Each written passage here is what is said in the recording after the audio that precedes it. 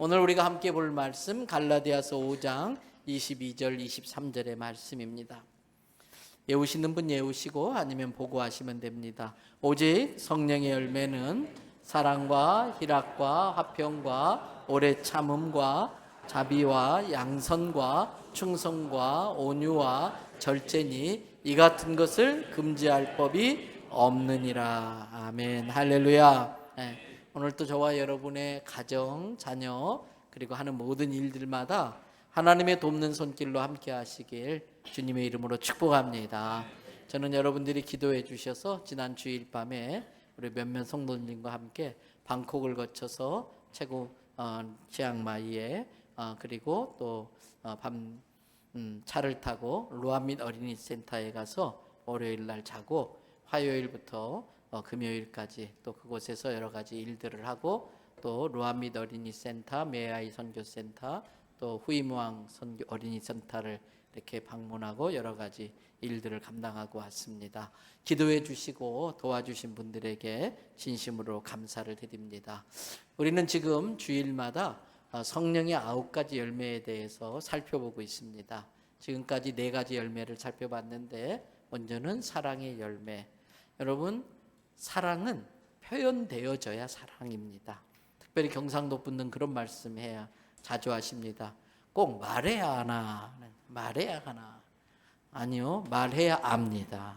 말 안 하면 모릅니다. 사랑은 표현되어져야 됩니다. 사랑은 행함입니다. 사랑은 사랑하기 위해서 때로는 아플 수 있습니다. 그래도 합니다. 사랑하고 나면 내 것이 줄어듭니다. 두 번째 열매는 희락입니다. 여러분, 절대 희락은 저절로 되지 않습니다. 오토메이션 아닙니다. 희락은 어떤 경우에도 이 지경에도 이 상황에도 나는 합력할 선을 이룰 걸 믿고 믿음으로 기뻐할 거야 결단할 때 맺어지는 게 희락의 열매입니다. 화평, 하나님과 나 사이에 화평해야 됩니다. 내 스스로 내 자신과 화평해야 됩니다. 내가 나를 용서하고 내가 나를 사랑해야 됩니다. 그래야 내 몸을 사랑하는 것 같이 이웃을 사랑할 수 있습니다. 하나님과 화평한 관계, 자기 자신과의 화평한 관계, 이웃과의 화평한 관계를 맺어야 합니다. 여러분, 화평은 어떻게 이루어집니까? 너는 그렇게 해도 나는 그대로 하지 않을 거야. 너는 그렇게 할 때 할지라도 나는 너처럼 똑같이 복수하지 않을 거야. 그게 화평을 이루는 방법이라고 그랬습니다. 그리고 지난주에 성령의 4번째 열매 오래 참음, 인내에 대해서 말씀드렸습니다. 우리 몸에는 하나님이 만든 창조의 섭리에 따라 이렇게 위급한 상황을 당한다든지 화가 나는 일을 당하면 호르몬이 확 분비되면서 심장 박동수가 빨라지고 얼굴이 붉어지고 호흡이 가빠지고 그런다고 그랬어요. 그러나 그 시간 10초에서 20초 정도만 잘 지내면은 금방 다른 효소에 의해서 우리를 그렇게 흥분하고 다혈질이게 만드는 그런 호르몬들이 다 분해된다고 말씀드렸습니다. 그래서 오래 참는 법, 긴 호흡으로 3번 정도 깊은 숨을 쉬면서 이게 정말 그렇게 화를 낼 일인가? 이것이 진짜 인생 걸 만큼 자칫 잘못하면 인생 완전히 망가뜨리는데 그럴 만한 일인가 생각해 보라고 말씀드렸습니다. 지난 주일에 이렇게 성령의 조금 전에 말씀드린 4번째 열매인 오래 참음에 대해서 말씀드리고 딱히 숙제라고 말씀드리진 않았지만 한 주 동안 오래 참는 것을 열심히 노력들 하셨을 거예요. 여러분, 어떻게 오래 참음의 열매가 잘 맺어지셨나요? 예. 그런데 목사님이 그렇게 설교도 했으니까 이제 배운 대로 해야지, 오래 참아야지 마음 먹는 순간부터 참기 힘든 일들이 더 많이 생긴다는 거예요. 참 희한하죠. 예. 여러분, 이게 영적 전쟁이라 그래요. 마귀는 우리들이 화평을 이루고 서로 사랑하고 행복한 것이 정말 싫은 거예요. 그래서 어떻게 해서든지 이간질 시키고 싸움을 붙이고, 그래서 우리로 하여금 참지 못하게 막 부추기고 막 자존심을 내세우게 만드는 것입니다. 그래서 우리 모두가 이렇게 마음은 그렇게 먹었지만 오래 참음의 열매를 맺고 산다는 게 쉽지 않다는 것을 경험을 통해 많이 배우셨을 거예요. 어쩌면 지난 한 주 동안 오히려 화낼 일이 더 많았을는지도 모르겠습니다. 그런데 아십니까? 나만 그런 거 아닙니다. 목사도 똑같았습니다. 네, 목사도 똑같고요. 다른 사람도 마찬가지예요. 성령의 열매를 맺는 게 쉽지 않은 것이 정상입니다. 쉽지 않은 게 정상입니다. 사랑, 일학, 화평, 오래 참음, 자비, 양선, 충성, 온유, 절제, 이것을 우리는 무슨 열매라고 부른다고 그랬지요? 성령의 열매.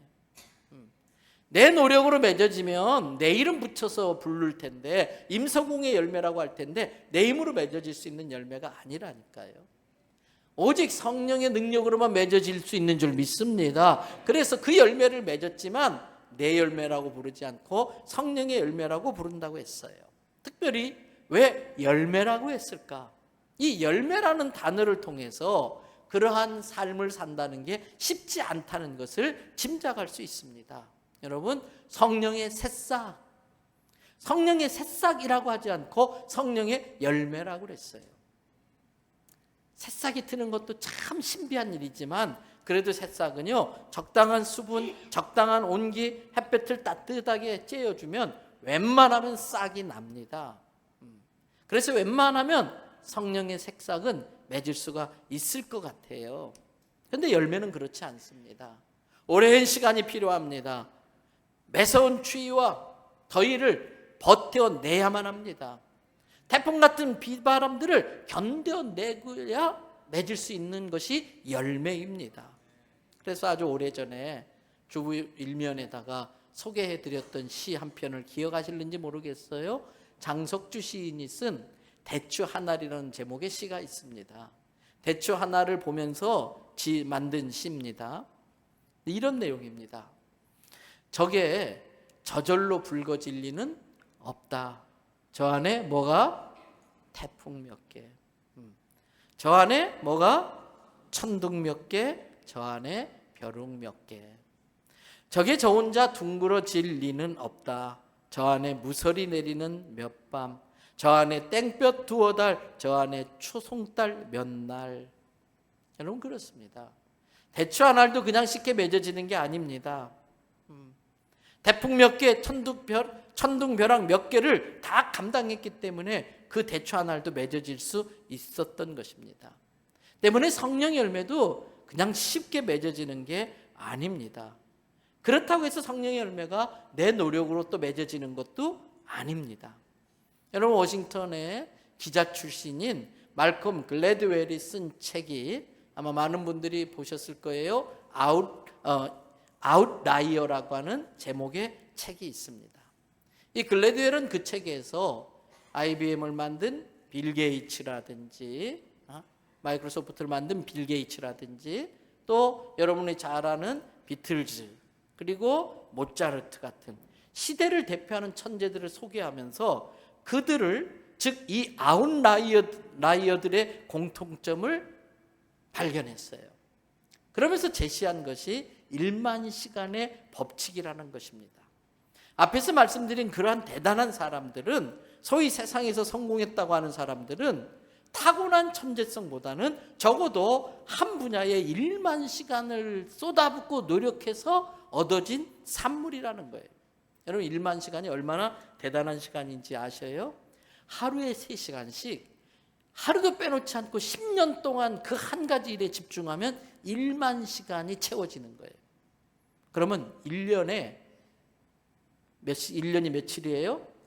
365일. 하루에 1시간에도 1년이면 365시간밖에 안 돼요. 10년이면은 그렇게 오래 계산해야 돼요? 10년이면 3650시간. 20년이면 그건 저도 잘 몰라요. 20년이 돼도 1만 시간이 안 채워지는 거예요. 그러니까 이 글래드웰의 연구 결과로 따진다면 그 20년 이상의 엄청난 시간, 1만 시간을 매일같이 그렇게 쏟아 부어야만이 1시간일 경우에는 그렇고 3시간일 경우는 물론 3분의 1로 그 기간이 줄어들지만 그래도 그 엄청난 시간을 노력해야 자기 분야의 대가가 될 수 있다는 뜻입니다. 그래서 이것은 아무나 못하는 일입니다. 누구나 하면은 쉬우면 누구나 다 할 수 있습니다. 쉽지 않기 때문에 아무나 못합니다. 아무나 못하기 때문에 대가라고 부르는 겁니다. 쉬워서 누구나 할 수 있다면 대가라고 부를 필요가 없겠지요. 그런데 아십니까? 성령의 열매에도 만약에 1만 시간의 법칙이 적용된다면 저는 말할 것도 없고 이 자리에 계신 많은 분들도 그런 열매를 맺지 못하고 중도에 포기해버리고 말 거예요. 성령의 열매가 1만 시간의 법칙에 적용되어진다면 우리 대부분은 그 1만 시간을 채우지 못하고 성령의 열매를 포기하고 말 겁니다. 여러분, 성령의 열매가 내가 어떻게든 이리를 악물고 참고 버티고 노력하면 10년 뒤에는 그래도 맺을 수 있어, 그런 게 아니라는 거예요. 우리 중에 어떤 사람은 10년 안에 죽을 수도 있잖아요. 성령 열매는 꼭 맺어야 됐는데 10년 안에 죽어버리면 어떡해요? 아닙니다. 성령의 열매는 매 순간순간마다 수없이 별의별 방법으로 우리를 공격하는 사단의 공격을 물리치고 시험과 방해를 물리치고, 이걸 영적 전쟁이라고 그래요. 우리 안에 내주하시는 그 성령님을 존중하고 그 성령님의 감동에 순종하면 내 힘이 아니라 성령의 능력으로 지금 이 시간에도 맺어질 수 있는 게 성령의 열매인 줄 믿습니다. 그래서 성령의 열매에는 글래디웰이 말하는 1만 시간의 법칙이 적용되지 않습니다. 성령님의 감동에 지금 당장 순종하면 맺어지는 열매인 것입니다.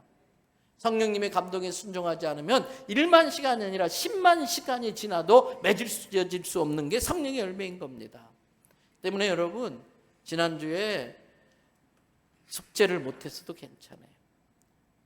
오래 참음에 대해서 배웠는데 지난주에 오래 참지 못했어도 괜찮습니다. 나만 그런 게 아니라 목사도 그렇고 우리 모두 다 마찬가지였을 겁니다.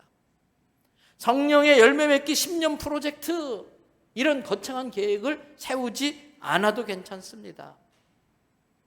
필요한 건 당장 지금부터 겸손하게 내 안에 계신 성령님의 감동에 일단 순종하는 것입니다.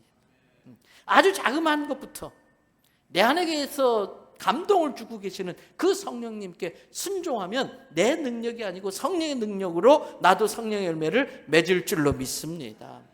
오늘 그 성령의 5번째 열매, 자비의 열매에 대해서 살펴보려고 합니다. 여러분, 제가 즐겨보는 영어 성경은 NIV New International Version이라는 성경인데, 그 성경엔 이 자비라고 하는 단어를 영어 단어 kindness라는 단어를 썼어요. 이 kindness의 사전적 의미는 친절함, 다정함, 친절한 행동, 이렇게 되어 있습니다. 어떤 영어 성경 번역에는 mercy라고 하는 단어를 쓰기도 합니다. 또 간혹 compassion이라는 단어를 쓰기도 합니다. 그 중에 compassion이라는 단어를 한번 본다면 이 compassion은 라틴어 2개의 글자가 만나서 이루어진 단어입니다. com이란 단어는 함께하다, together라는 뜻입니다. 패션, 여러분 익숙한 단어 아닌가요? 부활절 때 고난주간에 우리가 종종 보는 예수님의 고난에 대한 영화가 있지요? 그 영화 제목이 뭐였나요? Passion of Christ, 그리스도의 고난. 이 패션은 라틴어 파티에서 나온 고난이라는 단어예요. 그래서 compassion, 고난을 함께한다, 고난을 공유한다, 아픔을 같이 느낀다, 그게 바로 컴패션입니다. 여러분, 이 컴패션의 의미가 가장 잘 드러난 것이 이 십자가입니다. 십자가는 하나님께서 모든 하늘의 영광을 포기하고 사람의 몸으로 오셔서 우리가 겪을 수 있는 모든 고통을 고스란히 겪음으로써 우리의 고난과 아픔에 공유하신, 가장 많이 공감하고 공유하신 것이 이 십자가인 것입니다. 그래서 이 자비라고 하는 단어가 성경의 다른 곳에서도 사용되고 있는데, 다른 곳에서는 긍휼이라는 단어로 사용되기도 합니다. 이 자비, 긍휼이라고 하는 단어가 헬라어 단어로는 엘레오드라는 단어가 있기도 하고, 또는 크레토스 또는 크리스토테스라고 하는 단어로, 또는 그 밖의 단어들로도 표현되기도 합니다. 그 중에 이 크리스토스테스라고 하는 이 단어는 우리가 예수 그리스도를 구세주 그리스도라고 고백할 때에 그 단어와 발음이 아주 유사합니다. 다른 의미입니다만은 구세주라는 단어의 의미의 단어와 불쌍히 여기다, 긍휼히 여기다라고 하는 다른 단어이긴 합니다만 그 발음이 비슷하다 보니까 초대 기독교 신자들을 보고 헬라권에 살던 사람들은 크레테스토스 이렇게 부르기도 했어요. 즉 자비가 많은 사람, 긍휼이 많은 사람, 긍휼히 여기는 마음이 많은 사람, 그리스도인들을 그렇게 불렀다고 하는 것입니다. 여러분, 이 자비의 반대말이 뭘까 생각해 봤어요? 그것은 인색함입니다. 사랑에 대한 인색함, 베풀고 나눔에 대한 인색함, 감사에 대한 인색함, 은혜에 대해서 감사할 모르는 마음, 이게 긍휼과 반대되는 개념일 거예요. 여러분, 가장 완전한 자비를 보여주신 분은 하나님이십니다. 특별히 하나님은 우리 주 예수 그리스도를 통해서 완전한 자비를 우리에게 보여주시는데, 히브리서 4장 14절 말씀을 같이 읽어봐 주시겠습니까? 같이 읽습니다. 그러므로 우리에게 큰 대제사장이 계시니 승천하시니 곧 하나님의 아들 예수시라. 우리가 믿는 도리를 굳게 잡을지어다. 여기서 제사장, 큰 대제사장은 뭡니까? 하나님과 우리 사이에서 중재해 주시는 분이라는 거예요. 우리 입장에서 변호해 주시는 분이라는 거예요.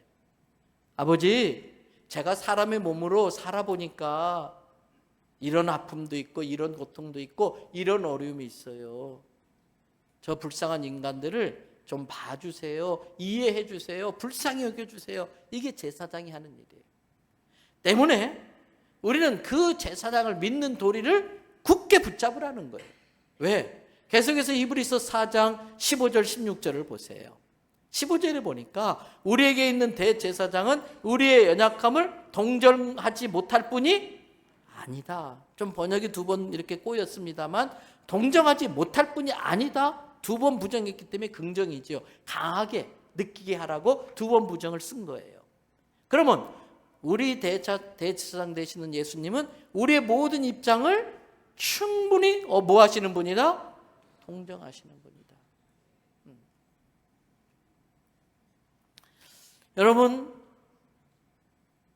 그 예수 그리스도의 그 긍휼히 여기심, 우리에게 베풀어 주시는 그 자비 때문에, 그 제사장의 역할 때문에 하나님과 우리 사이를 가로막고 있었던 성소와 지성소의 그 휘장이 쫙 찢어져 버렸어요. 예수님이 십자가에서 숨을 거두는 순간. 그래서 우리는 17절의 말씀이 가능한 거예요. 그러므로 우리는 하나님으로부터 무엇을 받고? 긍휼하심을 받고 때를 따라 돕는 은혜를 얻기 위하여 은혜의 보좌 앞에 나아갈 수 있게 된 것입니다. 여러분, 하나님의 긍휼하심, 불쌍히 여기심, 그래서 우리가 필요할 때마다 때를 따라 돕는 은혜를 얻을 수 있는 은혜의 보좌 앞에 나아갈 수 있게 된 거예요. 그러면서 예수님이 우리에게 말씀하십니다. 마태복음 5장 7절에 보세요. 긍휼히 여기는 자는 복을 받을 건데, 어떤 복을 받는다? 긍휼히 여김을 받는 복을 받는다는 거예요. 다른 사람을 긍휼히 여기는 사람이, 불쌍히 여기는 사람이 복을 받는데, 남을 불쌍히 여기는 사람이 하나님께로부터 불쌍히 여김을 받는다는 겁니다. 그러면서 예수님은 마태복음 18장에서 하나님의 긍휼하심을 받고도 다른 사람을 긍휼히 여길 줄 모르는 사람이 어떻게 되는지를 우리에게 알려줘요. 먼저 마태복음 18장 23절을 보세요. 천국은 그 종과 임금이 계산하는 것과 같다라면서 이야기를 해주시는데, 이런 이야기입니다. 어떤 사람이 여러분 1만 달란트의 빚을 임금에게 졌어요. 근데 이 1만 달란트가 얼마나 큰 금액인가? 여러분, 성인 남자가 하루 종일 일하고 받을 수 있는 품삯이 1달란트입니다. 그러면 365달란트를 모으려면 성인 남자가 1년 내내 하루도 쉬지 않고 아프나 건강하나 비가 오나 눈이 오나 죽으라고 일해서 다른 데 쓰지 않고 모으면 365달란트 모을 수 있어요. 그러면 1만 달란트는 뭐예요? 10년 모아봤자 3천 몇백 달란트일 거예요. 때문에 1만 달란트는 어마어마하게 큰 재산이에요. 그런데 임금이 야, 너 빨리 약속한 대로 갚아. 그랬더니 이 사람이 임금님 한 번만 봐주세요. 제가 부도 나고 또 이렇고 저렇고 해가지고 갚을 능력이 안 돼요. 한 번만 봐주세요. 임금이 어떻게 했는지 보세요. 마태복음 18장 27절입니다. 다 같이 한번 읽어주시겠습니까? 그 종의 주인이 불쌍히 여겨 놓아 보내며 그 빚을 탕감하여 주었더니 아, 그렇구나. 너무 안 됐다. 너무 힘들었겠구나. 그동안 얼마나 고생했니? 알았어. 내가 너 빚을 안 받을게. 다 탕감해 줬어. 그리고 감옥도 안 보내고 보내줬어요. 이 사람이 막 신나가지고 나오다가 친구를 만났어요. 근데 이 친구가 얼마 전에 자기한테 100데나리온을 빌려간 사람이에요. 여러분, 100데나리온은 1달란트에 비하면 애게게 너무 작은 거예요.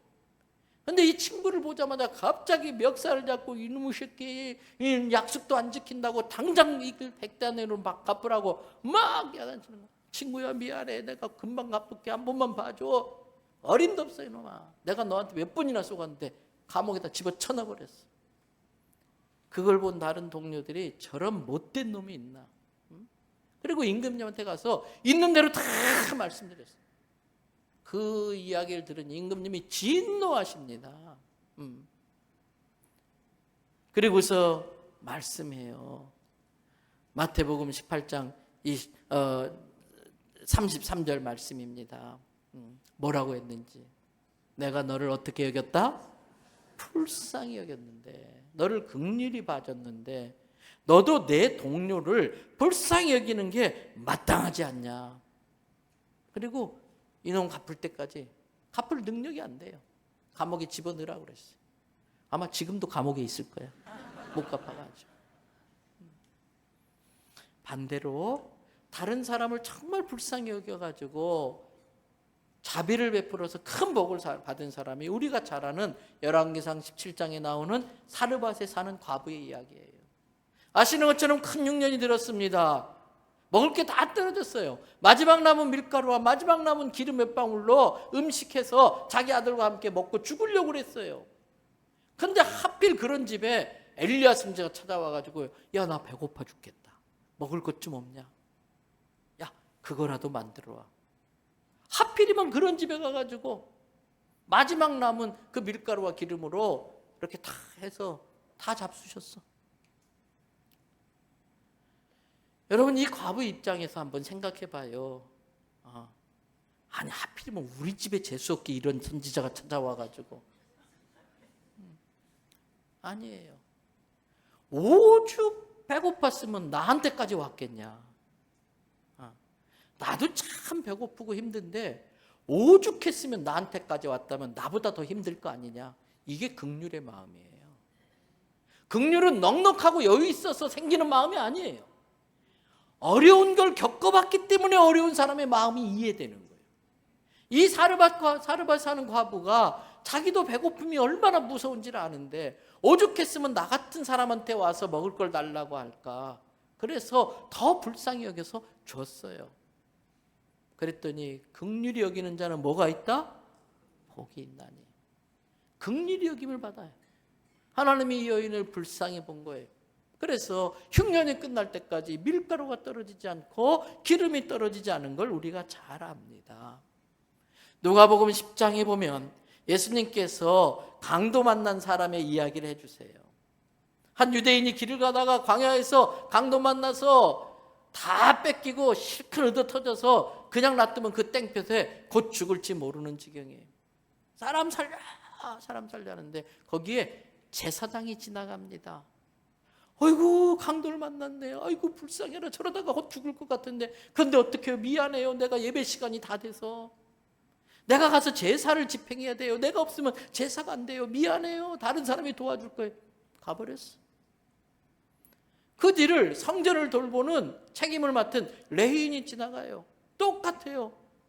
아이고 불쌍해라, 아이고 안 됐다, 그리고 가버려요. 강도 만날지 모른다는 두려움 때문에. 사랑하기 위해서는 피 흘린 사람의 피가 내 몸에 묻어져요. 사랑하기 위해서는 막 산 명품 옷에 더러운 게 묻을 수밖에 없는 거예요. 내게 줄어들 수밖에 없는 거예요. 다 그냥 가버렸어요. 그때에 유대인들에게 개 이하의 취급을 받던 사마리아인이 지나갑니다. 그걸 보더니 아이고 유대인이네, 아이고 고소해라, 꼴 좋다, 잘됐다, 까불더니 잘난 척하더니 아이고 너도 당해봐라, 이렇게 하지 않았어요. 자기도 유대인들한테 짓밟혀 보고 구박당해 봤기 때문에 어려움 당하는 게 얼마나 힘든 건지를 안 겁니다. 얼른 가서 그 비싼 올리브 기름, 비상용으로 쓰려고 했던 올리기름, 그걸 막 상처에 바릅니다. 자기 옷을 찢어서 상처를 싸매줍니다. 그리고 가던 길이 아니고, 가던 길까지 가면은 이 사람이 죽을지 모르니까 그래도 더 가까운 주막 오던 길로 거꾸로 가서 그 사람을 상처를 치료해 줘요. 여러분, 그 이야기를 해주시고 예수님이 제자들에게 묻습니다. 이 세 사람들 중에 누가 강도 만난 사람의 이웃이니? 제자들이 대답합니다. 누가복음 10장 37절이에요. 뭐라고 했습니까? 이르되 자비를 베푼 자입니다. 자비를 베푼 자입니다. 그 말을 받아서 예수님이 말씀하세요. 가서 너도 이와 같이 하라. 이 종을 통해서 우리 대연성교회 공동체에 주님이 하시는 말씀이에요. 가서 너도 이와 같이 하라. 지난주 중에 태국 라오족을 방문했습니다. 저는 이곳을 30년 전에 은평교회 청년들을 데리고 처음 방문한 적이 있었습니다. 여러분, 이번에는 자동차를 타고 산을 올라갔어요. 그러나 그때는 길도 거의 없었습니다.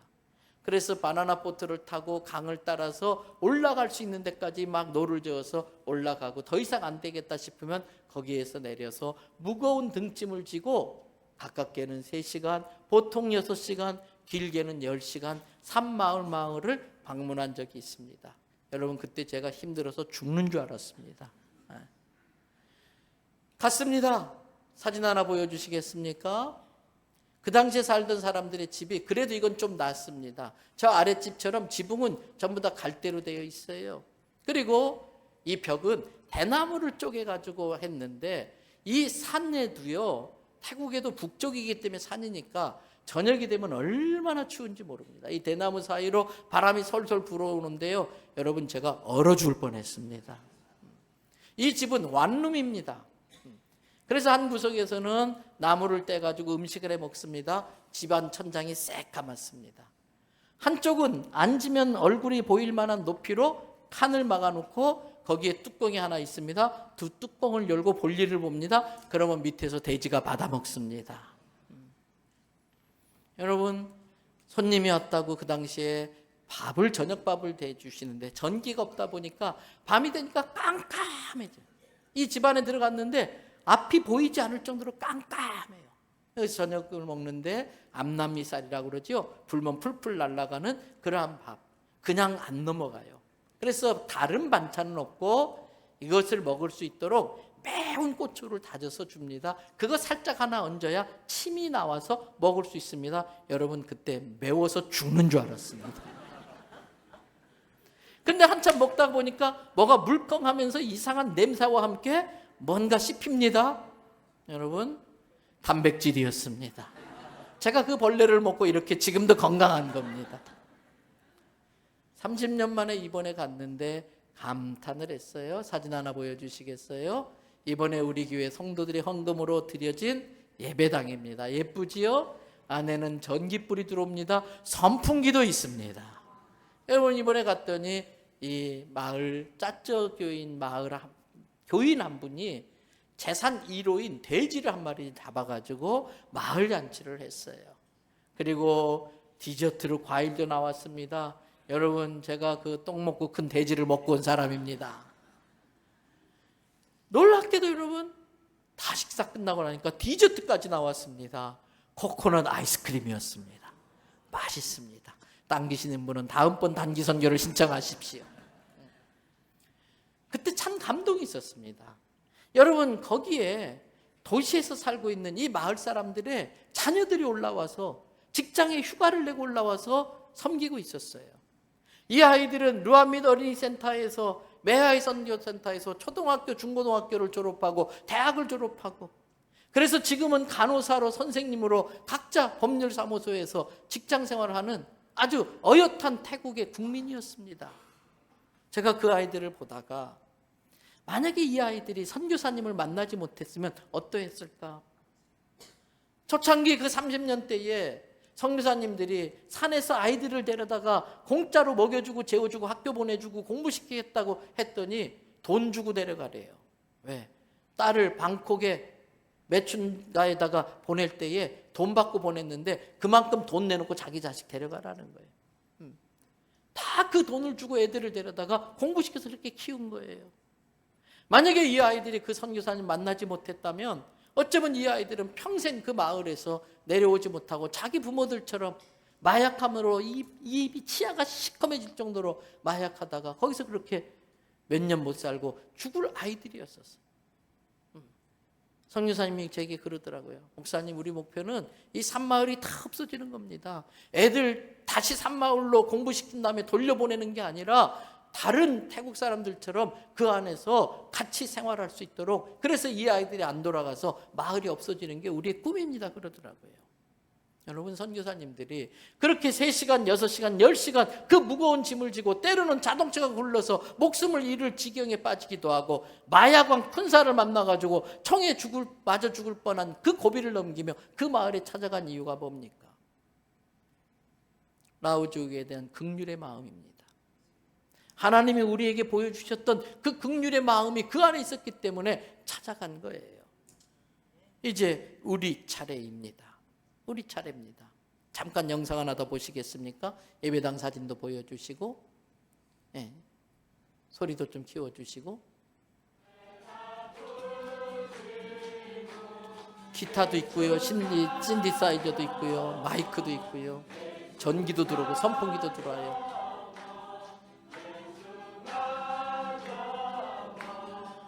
거기까지 보여주시고 앞에 또 교회 사진도 한번 보여주세요. 예쁘지요? 이건 루아밋 어린이센터에 있는 예배당이에요. 지난 1월 달에 우리 중등부 학생들이 30도 넘는 땡볕에서 칠을 하고 왔어요. 예쁘게 칠하고 왔어요. 여러분, 이제 우리 차례입니다. 우리 주변에 강도 만난 사람들이 있어요. 한국전쟁 끝난 지 71년이 지났는데도 여전히 저 공산군의 포로 잡혀서, 인질로 잡혀서 노예처럼 살고 있는 그 사람들이 강도 만난 사람들이에요. 우리가 그들을 긍휼히 여겨야 돼. 우리 주변에도 우리보다 말 못하지만 정말 힘들게 어렵게 사는 사람들이 얼마나 많은지 몰라요. 이제 우리가 긍휼의 마음으로 다가가야 될 차례예요. 여러분, 이번 주 숙제 나갑니다. 나보다 어렵게 사는 사람이 어디 있나 보시고 남들 모르게 돕고 오는 거예요. 예수님이 오른손이 한 손을 왼손이 모르게라고 하신 그 가르침 따라 나보다 어렵게 사는 사람들이 있을 거예요. 그 사람들을 돕고 오시기를 바랍니다.